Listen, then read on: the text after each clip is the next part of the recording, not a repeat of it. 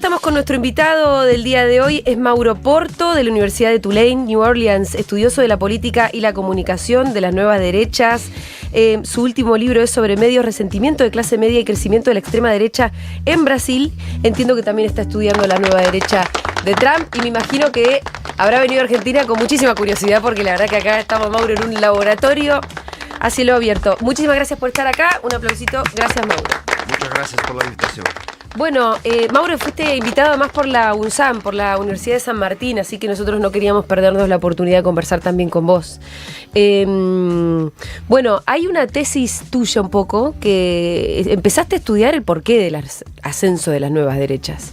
Y es algo que se puede ver casi en todo Occidente, algunas con más éxito, otras con menos éxito. Algunas ganaron los gobiernos, otras están ahí acechando, pero si tuviéramos que pensar por qué, básicamente, ¿no? Porque si uno compara los países, son países muy diferentes, con economías muy diferentes, algunos que andaban bien, otros que andaban mal. Y entonces, ¿cuál es el factor común? Sí, cuando... bueno, muchas gracias por la invitación. Por mucho favor. gusto que participo aquí. Esto fue lo que pasó, porque cuando ocurre la elección de Bolsonaro en el 2018 en Brasil, yo me quedé muy sorprendido en ver en mis redes de familiares y amigos. Bueno, vos sos brasileño, no sé si te... brasileño. Brasileño. ¿Qué? Sí. Nacido y crecido. Sí, por eso. Estás allá en New Orleans y todo, pero Sí, no sé si te presenté pero ya como... hace 20 años Sí. en New Orleans, ¿no? en Nueva Orleans. Entonces, y miraba ahí como gente en mis redes familiares y de amigos apoyaba con tanto entusiasmo un candidato que era tan abiertamente excludente, reaccionario y autoritario, ¿no? Y pasé a mirar y francamente, hablando de forma más abierta, varios de los marcos académicos para entender la política y la relación entre comunicación y política no estaban muy útiles para entender la profundidad del cambio que se estaba registrando en todo el mundo, no solo claro, con Latinoamérica, pero Trump en Estados Unidos, el Brexit y la ascensión de nuevas formas de extrema derecha alrededor del mundo. Y pasé a entender que, primero es claro en el caso brasileño que el grupo protagonista de este movimiento conservador que llevó a Bolsonaro al poder fue la clase media. ¿No? ¿Y qué llevó esta clase media se revoltar con tanto resentimiento a punto de apoyar un proyecto político muy autoritario? Y pasé a entender que al decorrer el tiempo, particularmente en durante las dos primeras presidencias de Lula da Silva, hubo cambios que la clase media percibió como una amenaza profunda a su estatus y a su futuro. Y ahí yo enfatizo en el libro dos políticas sociales, ¿no? Para empezar, ¿no? Una fue la ampliación de las cuotas raciales para acceso a las universidades públicas. Sí, que eran un privilegio de la clase media en Brasil. Sí, ¿no? eso es muy diferente de la situación en Argentina y en Brasil. Aquí no hay vestibular, el examen de entrada a las universidades. Aquí hay más la noción de acceso universal a la enseñanza superior. En Brasil no. En Brasil históricamente poca gente tenía acceso y era exactamente los hijos e hijas de la clase media que podían pagar escuelas privadas, pasaban en el examen de entrada. Entonces era un instrumento claro de reproducción de la clase media. El monopolio del acceso a la enseñanza superior. Eso la clase media la siente este privilegio, se ve amenazado con la expansión de los programas de acción afirmativa, ¿no? De las cuotas raciales para negros y pardos, ¿no? Como decimos en Brasil, los mestizos. Y la otra política importante fue la ampliación de derechos laborales a las trabajadoras domésticas, que en Brasil hay más de 6 millones de trabajadoras domésticas. Entonces la clase media siempre contó con la disponibilidad de una mano de obra inmensa de mujeres predominantemente negras y pardas que tomaban cuenta de sus tareas domésticas y permitían a esta clase media tener suceso en sus proyectos profesionales y todo, ¿no? Mientras le limpian la casa, digamos, ¿no? Sí, incluso le crían los niños. La tradición en Brasil era tener una trabajadora doméstica full time, ¿no? Que viviera en la casa. Cama adentro, le que decimos viviera en la acá. casa, claro. Vivía en la casa en la arquitectura en Brasil Sí. es una demostración explícita de la opresión social. Porque hay un Y cuartito de servicio. un cuartito sin ventanas, sin ventilación, que no cabe nada, aparte de una cama. Por ahí con una escalera Sí. con una entrada aparte para no verla. Sí, eso, y hasta poco, no solo el cuartito, pero había un elevador de servicio, un ascensor, Sí, sí, no, sí. un ascensor social y un ascensor de servicio, y las trabajadoras domésticas tenían que Ir por el circular ascensor, sí. solo. Entonces había un apartheid, ¿no? Un Sí, sí, sistema de- mira, me hace pensar en que es increíble esas élites latinoamericanas, ¿no? Porque me parece que acá pasa algo parecido, en Chile ni te digo también. Sí. Pero si vos vas a Estados Unidos o a países más desarrollados, el servicio doméstico no es así, de No. degradado. Para nada, en la casa de mi hermana, cuando la empleada doméstica llega manejando una camioneta espectacular, posiblemente llegue con sus propios elementos, viene, limpia, incluso hasta tienen un crew, ¿viste? Llegan en grupo, cobra carísimo y se va, no tiene Sí. nada que ver. Y esos son los países que esa élite que quiere seguir teniendo esa empleada siempre admira, ¿no? Sí, y eso es curioso. Hay Es incluso, curioso, se me curiosas olvida, hay nuestras un élites. programa que permite a jóvenes de otros países a ir en Estados Unidos Sí. y trabajar como babá, como cuidando de los niños. Ajá, Niñera. Niñera. Sí. Y ahí es curioso porque son hijos y hijas de la clase media blanca Sí. que nunca hacen nada en la casa, pero quieren ir a Estados Unidos y van ahí y trabajan. Pero De estás- niñeras, o sea, trabajan. Trabajan como niñera. Clase media brasilera, hija, va a trabajar. Va a ser en- niñera allá. Sí.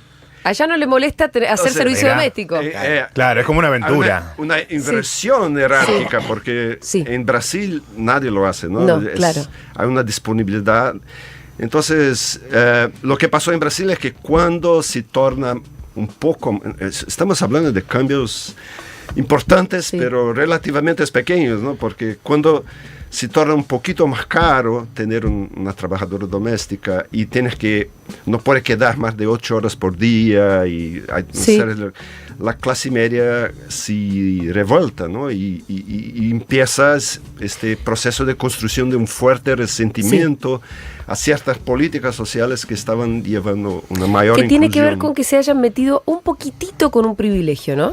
Claro. ¿Y vos cómo lo estudiaste esto? Porque, bueno, los cambios que generó Lula son muy grandes, 40 millones Sí. de personas sacadas de la pobreza, y Sí. podríamos pensar en un montón de otras políticas, pero vos haces eje en estas dos en particular. Sí, porque estas dos políticas son los que el sociólogo alemán famoso Max Weber llamaría mecanismos de encierre social. Son los mecanismos que permiten a un grupo social se desarrollar como un grupo de estatus. Ajá. Que el mecanismo que permite su reproducción, Sí. ¿no? Garantizar los privilegios a mis hijos e hijas y excluir los demás de entrada Sí. en este privilegio. Entonces, por ejemplo, Estaríamos cambiando la noción de privilegio de clase por privilegio de estatus, Sí. que se parece pero no es igual. sí parece, pero son complementarias. Ajá. Y esa creo que es la contribución de Weber, Sí. es tratar de cómo ciertos grupos se desarrollan como grupos de estatus. Y eso es fundamental para entender la extrema derecha. Porque el resentimiento a veces se espraya, se expande. Sí, se entiende igual.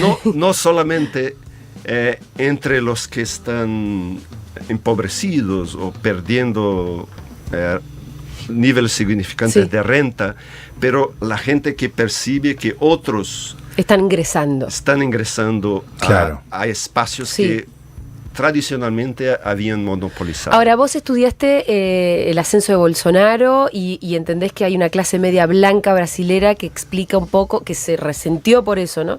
Acá nosotros lo conocemos mucho, te va a gustar estudiar Argentina si te están invitando a eso, porque el peronismo generó todos estos sentimientos. Esto fue en la década de los 40, además. O sea, hay una frase que dice que los dueños de campo, cuando salió el Estatuto del Peón, hay uno que dice, a nosotros lo que nos enojaba que nos venían a pedir aumento y nos miraban a los ojos.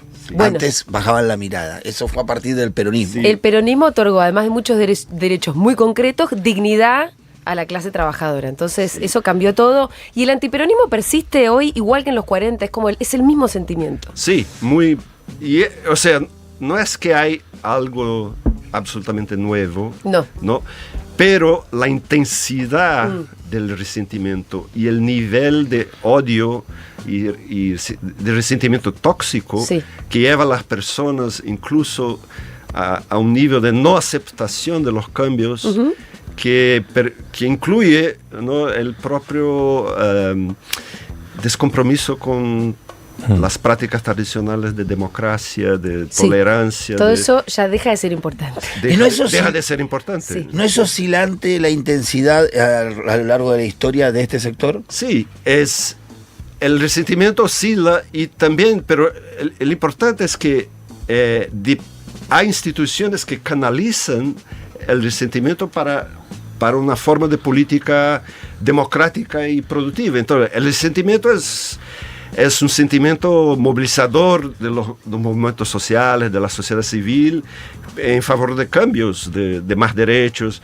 Pero también hay formas de resentimiento tóxico, que es no tanto, si no tengo los mismos privilegios, los mismos derechos que tenías antes, y hay ahora estos nuevos grupos. En realidad los derechos todavía los tenés. Privilegio. Ya no sos el único privilegiado. Sí, ahora, pero ves otros grupos abajo de ti que están ascendiendo y supuestamente injustamente o de forma que no merecen.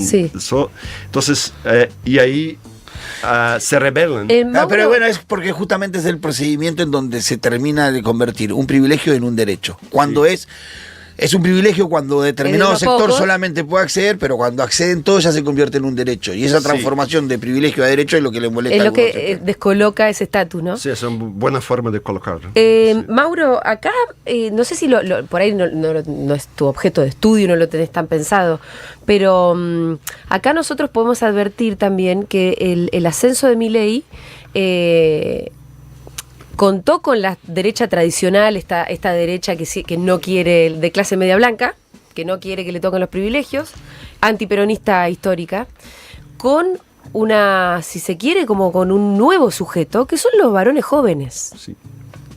Y ahí hay algo de resentimiento también. Y muchas veces todo el tiempo estamos discutiendo si el feminismo y nuestra cuarta ola feminista, que en Argentina fue muy fuerte, provocó también un resentimiento en ellos, ¿no? Sí, es verdad. Y hay importancia de desarrollar investigaciones comparativas. Sí. Porque no es el mismo proceso en todas las partes. No. Lo que pasa en Estados Unidos, en Brasil, en Argentina podríamos concebir como una ola de extrema derecha, pero en realidad son procesos muy distintos. Son muy distintos, pero Brasil algo en común tiene que tener, como sea todo al mismo tiempo. Por ejemplo, en Brasil, por lo menos en la primera elección de Bolsonaro, los jóvenes,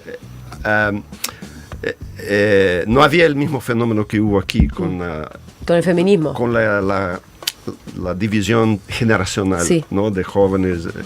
El apoyo de Bolsonaro era mayor entre los más viejos y los más afluentes y los con mayor nivel de educación, ¿no? Entonces, eso es el opuesto de Trump, por ejemplo, en que cuanto mayor el nivel de educacional de la gente, más votaban por los demócratas, ¿no?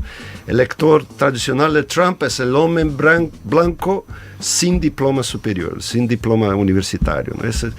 O sea, las cosas se configuran de forma diferente, porque los contextos nacionales, locales son diferentes, ¿no? Pero claro que entre los cambios que ocurren, que causa a la gente incómodo, está la movilización de grupos que demandan nuevos derechos. Entonces está el movimiento de mujeres, ¿no? En Brasil el movimiento negro, en otros países el movimiento indígena. Entonces cuando estos grupos se movilizan y exigen cambios sociales, eso incomoda incluso a sectores que no ven con ninguna simpatía la noción que hay que avanzar en términos de derecho. Entonces, el término en inglés es para explicar el backlash, ¿no? La reacción conservadora. No es solo una cuestión de grupos de estatus, de clase, pero también los cambios en términos de género. Entonces, claro que somos una sociedad patriarcal, entonces hay algunas investigaciones en Brasil, por ejemplo, que muestran que claro, el bolsonarismo en cuanto a movimiento político empieza en la clase media blanca, pero se espraya, se expande a otros grupos sociales. Incluso a cada elección el Partido de los Trabajadores de Lula fue perdiendo influencia electoral en los barrios populares. Cada año ha perdido apoyo, no es un proceso nuevo. Y hay investigaciones en Brasil que demuestran que parte de eso creó ansiedades en padres de familia que antes habían logrado proveer a su casa y mantener el jefe de familia que provee, y ahora ve una situación en que las mujeres están adentrando el mercado de trabajo, entonces se sienten muy incomodados, ¿no? de los cambios, de ver una sociedad en que las mujeres están teniendo un papel más protagonista. O sea que hay, claro, son distintos grupos que vienen con nuevas demandas a protagonizar distintos momentos, y esto genera reacciones. Sí. Que son distintos en cada país, pero hay un mecanismo que es el que se parece. Sí, que es la construcción del resentimiento. Sí. ¿no? Que es interesante. ¿Cómo se evita eso? Porque entonces siempre va a haber resentimiento. Quiero decir, a cada nueva demanda, a cada nuevo sector que intente conquistar algún nuevo derecho, va a haber una reacción. Sí, hay mucho que hacer. Y, por ejemplo, ¿cómo se evita? Porque después nos echan la culpa a quienes vinimos a demandar algo, ¿no? Sí, y parte del problema es que, en verdad, las fuerzas políticas progresistas y de izquierda han fallado completamente en el desarrollo de una política de comunicación con la sociedad, ¿no? Y pensar cómo desarrollar un proyecto político que explique a la gente que el juego de los derechos no es un juego de, como se dice, de suma cero, ¿no? Sí. Que uno gana y otro necesariamente pierde. Entonces, un ejemplo que me gusta... No es así. Un ejemplo que me gusta dar. ¿Y cómo hacemos, Mauro? Un ejemplo, ¿no? A ver. En Brasil, y al diferente de, como estabas hablando antes, a diferente de Argentina, el acceso a las universidades públicas era muy restrito y monopolizado por una clase media blanca, ¿no?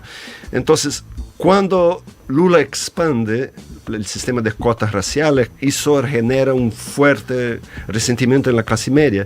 Pero el gobierno nunca explicó a la sociedad que no estaba apenas ampliando las cuotas, estaba también ampliando la enseñanza superior. Entonces el número de plazos, ¿no? de vacantes. De vacantes en las universidades públicas casi que dobló. Claro, no estaban echando a nadie. O sea, claro, la clase media no estaba, de hecho, perdiendo la oportunidad de acceso. Pero no es eso que se... Claro, y aquí hablamos, claro, del papel de los medios de comunicación. Sí. Y eso es lo que estudio en el libro, es cómo los medios contribuyeron activamente para crear un pánico de estatus en la clase media.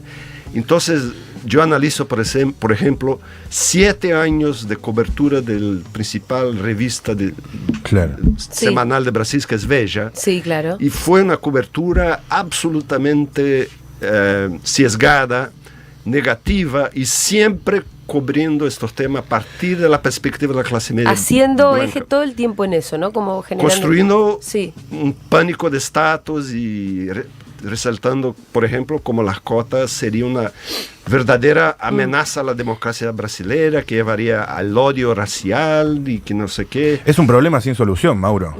No, bueno, podemos pensar en los vecinos aquí, los uruguayos, que tienen instituciones más fuertes, ¿no? Que tienen partidos políticos que canalizan las formas de descontento y resentimiento. Pero cuando tienes, ¿no? Y el proyecto, por ejemplo, del lulismo, que fue muy interesante y causó cambios sociales importantísimos, un proceso de inclusión social sin precedentes, pero el proyecto del lulismo es un proyecto más personalista, ¿no? O sea, es interesante notar, por ejemplo, que cuando Lula crece electoralmente, es reelecto, el número de diputados del PT cae. ¿Cómo es posible? ¿No? Porque Lula lo que importa. Lula es lo que construye. Sí. Es que construye la identificación con esta nueva base electoral, ¿no? Que en 2006 empieza su clara asociación con los grupos más pobres, de menos escolaridad, ¿no? Entonces, partidos, sindicatos, organizaciones de sociedad civil, todos son mecanismos para canalizar el resentimiento. Entonces, en el caso de Estados Unidos, por ejemplo, no solo las políticas neoliberales destruyeron el corazón industrial de Estados Unidos, que están los estados ahí se llama del Rust Belt, sí, ¿no? Como también fueron políticas para destruir los sindicatos, que era lo que organizaba socialmente estas regiones, ¿no? Entonces, si destruyes económicamente toda una región y eliminas las organizaciones que canalizaban, ¿no? Formas de descontento, resentimiento, ahí abres la oportunidad que otros movimientos, sí, particularmente la extrema derecha, adentre. Claro, pero ahí sí, hay una gran paradoja, porque termina siendo la extrema derecha la que se nutre de lo que destruyó el neoliberalismo. Exacto. El rol del neoliberalismo es absolutamente esencial para entender la elección de Trump, ¿no? Porque, y la gente no entiende, es que la rebelión de Trump puede ser entendida como una revuelta a las políticas neoliberales. El problema es que no son presentadas como tal, claro, y no hay una comprensión clara de que no de las causas de los cambios, pero fue una revuelta. El trumpismo es una revuelta en contra de los dos partidos dominantes, ¿no? Trump derrota el establishment del Partido Republicano, y en el lado demócrata, en la primera elección, Bernie Sanders, que era un populista de izquierda, casi gana Hillary, ¿no? Casi gana Hillary, ¿no? Porque la gente estaba enojada con un sistema político, la gente de esta región, que fue los estados que decidieron la elección, como Ohio, Michigan, Wisconsin, Pennsylvania, que era el corazón industrial de Estados Unidos. Ahí se decidió la elección y ahí había mucho resentimiento. Claro, pero insisto con esto, ¿no? Como había resentimiento a partir de la propia crisis del neoliberalismo también, de cosas que provocó el neoliberalismo. Sí, claro, y la izquierda, los demócratas, ¿no? Habían abrazado las políticas neoliberales. Entonces, solo un ejemplo, el candidato a vicepresidente de Hillary era el ex gobernador de Virginia, que implementó en lo que en Estados Unidos se llama el Right to Work, leyes, que básicamente es proyectos de destrucción de los sindicatos. Claro. Entonces, ¿cómo pensar que eso representa ningún cambio, ¿no?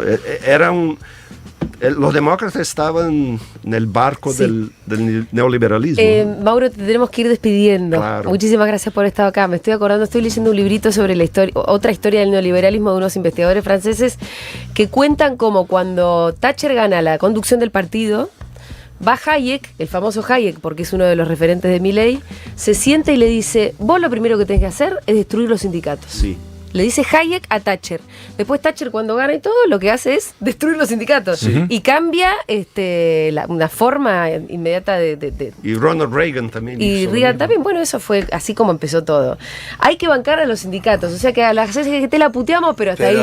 Pero preferimos un país con sindicato. Un país con sindicato, con una CGT tibia que sin una CGT. La crítica para adentro, compañero. Eso.